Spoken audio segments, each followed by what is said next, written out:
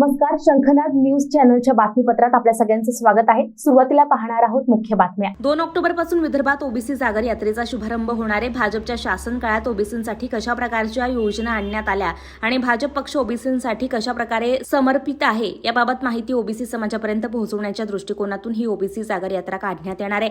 Bhajap OBC मोर्चा प्रदेश अध्यक्ष संजय गाते असून रवींद्र चव्हाण यांनी ओबीसी आघाडी महाराष्ट्र प्रदेश संपर्क प्रमुख म्हणून नियुक्ती करण्यात आली आहे। भाजप पक्षाने नेहमीच आपल्यावर मोठ्या जबाबदाऱ्या टाकल्या आहेत, त्यामुळे यंदा देखील ही अत्यंत महत्त्वाची जबाबदारी आपण ओबीसी बांधवांच्या कल्याणासाठी पूर्ण ताकदीने सांभाळू, अशी प्रतिक्रिया संजय गाते आणि रवींद्र चव्हाण यांनी दिली आहे। या देशामध्ये आणि राज्यामध्ये साधारणपणे ओबीसीच्या संदर्भामध्ये जे काही सकारात्मक आणि कल्याणकारी निर्णय झाले ते निर्णय मुख्यत्वे करून माननीय पंतप्रधान विश्वगौरव श्री नरेंद्रजी मोदी आणि या राज्यामध्ये 2014 ते 2019च्या काळामध्ये माननीय तत्कालीन मुख्यमंत्री देवेंद्रजी फडणवीस साहेब यांच्या काळामध्ये झाले। आणि आताही तुम्ही पाहत असेल ते अलीकडच्या काळामध्ये 13,000 कोटीची प्रावधान करून नियोजन करून 30 लाख साधारणपणे 18 कारागिरांसाठी विश्वकर्मांसाठी प्रधानमंत्री विश्वकर्मा योजना माननीय मोदीजींनी सुरू केली। आणि महाराष्ट्रामध्ये साधारणपणे शबरी आवास योजना, रमाई आवास योजनेच्या धर्तीवर ओबीसींसाठी सुद्धा घरांची व्यवस्था असावी म्हणून या राज्याचे तत्कालीन अर्थमंत्री, विद्यमान उपमुख्यमंत्री, आमचे नेते आदरणीय देवेंद्रजी फडणवीस यांनी मोदी आवास योजना सुरू केली। आणि या पूर्ण 3 वर्षामध्ये 10 लाख घरं आम्ही ओबीसींना देणार आहोत। त्यापैकी 3 लाख घराची व्यवस्था या वर्षभरामध्ये आम्ही ओबीसींसाठी करणार आहोत। यासोबतच 2014 नंतर पाहतो असेल तर आपण पाहत असेल की मेडिकलमध्ये रिझर्वेशन आतापर्यंत नव्हतं, ते मोदीजींच्या काळात 27% ओबीसींना मेडिकलमध्ये रिझर्वेशन झालं। 92 पासून आपल्याला ओबीसीचं आरक्षण लागू झालं, परंतु त्या ओबीसी आयोगाला SC ST आयोगाप्रमाणे संवैधानिक दर्जा नव्हता। तो 2017 माननीय मोदीजींनी ओबीसी आयोगाला संवैधानिक दर्जा दिला। त्याचबरोबर आपण पाहत असेल की या देशामध्ये सैनिकी शाळा आहे, नवोदय विद्यालय आहे, केंद्रीय विद्यालय आहे, केंद्रीय युनिव्हर्सिटीज आहे, यामध्ये ओबीसींना रिझर्वेशन नव्हतं। ते रिझर्वेशनसुद्धा मोदीजींच्या माध्यमातून, मोदीजींच्या नेतृत्वामध्ये या देशातल्या ओबीसींना मिळालं। तसंच मोदीजींच्या ज्या काही योजना असेल, मग प्रधानमंत्री आवास योजना असेल, उज्ज्वला गॅस कनेक्शन असेल, त्याच्यानंतर साधारणपणे आयुष्यमान भारत योजना असेल, मुद्रा लोन असेल, स्टार्टअप असेल, या सगळ्या योजनांमध्ये साधारणपणे एक 50%च्या वर ओबीसींना लाभ मिळाला। यासोबतच आपण पाहत असेल की गेल्या 2 वर्षाआधी ओबीसीचं राजकीय आरक्षण गेलेलं होतं, ते राजकीय आरक्षण परत मिळावं म्हणून इम्पेरिकल डेटा तो द्यायचा होता, तो जस्टिफाय सुप्रीम कोर्टामध्ये करायचा होता। ते सुद्धा तत्कालीन माननीय उद्धव ठाकरे सरकारने ते केलं नाही। जसं शिंदे फडणवीस सरकार आल्यानंतर दुसऱ्या दिवशी राज्याचे उपमुख्यमंत्री आदरणीय देवेंद्र फडणवीसजींनी कोणती पहिली बैठक घेतली असेल तर ओबीसीचं राजकीय आरक्षण परत मिळावं, त्याची काय स्थिती आहे, सुप्रीम कोर्टात कशा पद्धतीने आपण आर्ग्युमेंट करणार आहे, याचा सगळा आढावा घेतला। म्हणजे हे लक्षात येते की भारतीय जनता पार्टीच खऱ्या अर्थाने संवेदनशीलपणे आणि जिव्हाळ्याने ओबीसीबद्दल विचार करतात। आणि म्हणून हा जो सगळा विषय आहे, हा सगळा विषय साधारणपणे ओबीसी समाजामध्ये पोहोचावा। ओबीसी हा भाजपा ओबीसीचा असा विषय साधारणपणे आपण सगळ्या ओबीसी समाजापर्यंत पोहोचावा, अशी इच्छा आमचे प्रदेशाध्यक्ष आदरणीय बावनकुळे साहेब, आमचे महाराष्ट्राचे नेते उपमुख्यमंत्री आदरणीय फडणवीस साहेब यांनी आम्हाला सुचवलं।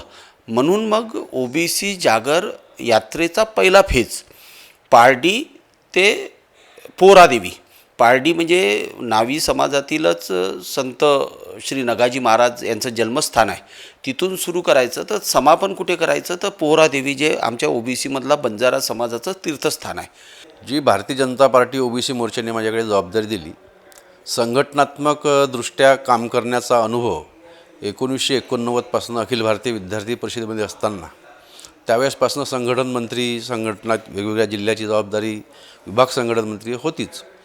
मागच्या लेझिममध्ये माझ्याकडे पूर्व विदर्भाचं संपर्क प्रमुख पद होतं, परंतु ह्यावेळेस मागच्या वर्षी जे आपण 3 वर्ष काम केलं त्याच्यात पार्टीच्या नेतृत्वाला असं लक्षात आलं की यांच्याकडे थोडीशी जबाबदारी वाढवून दिली पाहिजे आणि म्हणूनच माझ्याकडे ह्यावेळेस महाराष्ट्र प्रदेशाचा संपर्क प्रमुख अशी जबाबदारी दिली. त्याच्या निमित्तानं मी आमचे प्रदेशाध्यक्ष बावनकुळे साहेब, राज्याचे उपमुख्यमंत्री देवेंद्रजी, नागपूरचे आमचे स्थानिक मार्गदर्शक प्रवीणजी दटके असतील, विकासजी कुंभारे असतील, डॉक्टर रामदासजी आंबटकर असतील, यांच्या सगळ्यांच्या शुभेच्छासह आणि आमचे विदर्भाचे संघटन मंत्री उपेंद्रजी कोठेकर यांनी जो विश्वास माझ्यावर दाखवला त्याबद्दल मनपूर्वक मी त्यांचं सगळ्यांचा आभार व्यक्त करतो. आणि येणारे जे वर्ष आता हे निवडणुकीचं वर्ष आहे, त्याच्यामुळे ह्या सगळ्या काळात आपली कस लागणार आहे. त्याच्यामुळं तेवढ्याच ताकदीने ह्या जी जबाबदारी मला मिळाली आहे त्याला नक्कीच न्याय देण्याचा प्रयत्न करेल. पण आमच्या भारतीय जनता पार्टीची एक लाईन क्लिअर आहे की मराठ्यांना आरक्षणाचा विरोध कुणबी समाजाला किंवा भारतीय जनता पार्टी ओबीसी मोर्चाला नाही आहेच. म्हणजे भारतीय जनता पार्टीचं ज्यावेळेस देवेंद्रजीचं सरकार मागच्या टर्मला होतं तर ह्या ओबीसीच्या आरक्षणाच्या व्यतिरिक्त मराठ्यांना आपण जे काही आरक्षण दिलं, फक्त नंतर सरकार बदललं आणि जे आरक्षण आपण त्यांना दिलं होतं तर ते आरक्षण दुसऱ्या उद्धव ठाकरे सरकारने ते टिकवलं नाही. म्हणजे जी काही बाजू समाज म्हणून सरकार म्हणून जी न्यायालयात मांडायची होती ती न मांडल्यामुळं ही परिस्थिती तयार झाली.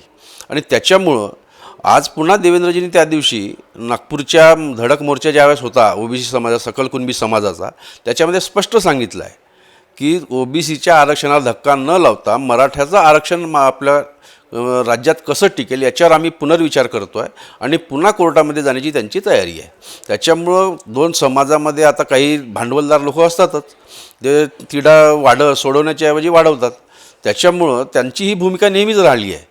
भारतीय जनता पार्टीचं सरकार असेल तर आरक्षणाचे मुद्दे किंवा अन्य काही मुद्दे हे उकरून काढायचे, परंतु तशा पद्धतीचा संभ्रम आमच्यातही नाही आहे. आमच्यासोबत मराठा कार्यकर्ते, आम्ही ओबीसी म्हणून आम्ही कार्यकर्ते आहोत. त्यांना आरक्षण मिळालंच पाहिजे ही भाजपची भूमिका आणि आमची ओबीसी मोर्चाची सुद्धा हीच भूमिका राहणार आहे. खरं तर मराठा समाजाला आरक्षण देण्याविषयी खरी जर सुरुवात मराठा समाजाला न्याय देण्याची केली असेल तर ती देवेंद्र फडणवीस साहेबांनी केली. पूर्वीसुद्धा मराठी आरक्षण कसं टिकेल याचा पूर्ण अभ्यास करून एक वकिलाची फौज उभी केली, पण ते महाविकास आघाडीमध्ये ते टिकू त्यांनी दिलं नाही. दुसरी गोष्ट, मराठा समाजाच्या बाबतीत आता नुकतंच देवेंद्र फडणवीस साहेब आणि एकनाथजी शिंदे साहेबांचं सरकार बसलं. एक पहिली जर मीटिंग घेतली असेल तर ती मराठा आरक्षणासंबंधात देवेंद्रजी फडणवीस साहेबांनी घेतली. आजही त्यांचं हेच पूर्ण मराठा आरक्षण देत असताना ओबीसी समाजाच्या आरक्षणाला कुठलाही धक्का लागणार नाही या मताशी ते ठाम आहेत.